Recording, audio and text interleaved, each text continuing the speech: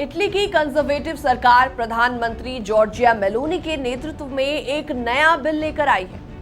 इसमें नए तरीके शामिल हैं ताकि इलीगल इमिग्रेशन को रोका जा सके। तो सबसे बड़ी बात यह है कि अब इटालियन अथॉरिटीज को माइग्रेशन शिप्स के लिए नेवल ब्लॉकेड लगाने का अधिकार मिलेगा। मतलब ये जहाज इटली की तरफ इलीगल तरीके से जाएंगे तो उन्हें रोका जा सकता है।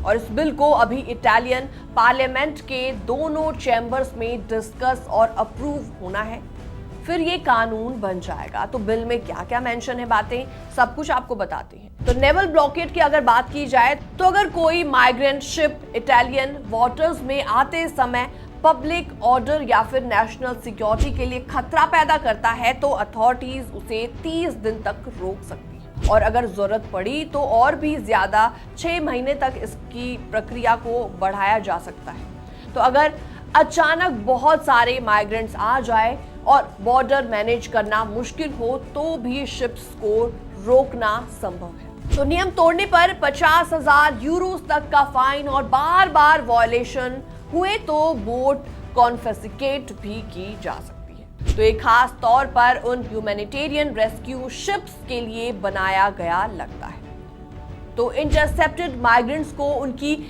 कंट्री ऑफ ओरिजिन के अलावा तीसरे देश में भी भेजा जा सकता है जिनसे इटली के एग्रीमेंट्स हैं। तो जॉर्जिया मेलोनी की सरकार पुराने ऑफशोर प्रोसेसिंग हब्स को फिर से शुरू करना चाहती है, जैसे कि अल्बानिया में बने हुए थे। ये हब्स अब लगभग 2 साल से इनएक्टिव थे। ये केंद्र माइग्रेशन फ्लॉज को मैनेज करने में मदद करेंगे, लेकिन लीगैलिटी और इफेक्टिवनेस को लेकर डिबेट हमेशा चलती रहती है। इसके अलावा ईयू के नए रूल्स के बारे में बात कर लेते हैं। तो इटली का ये बिल नए ईयू इमिग्रेशन पैक्ट के बाद आया है।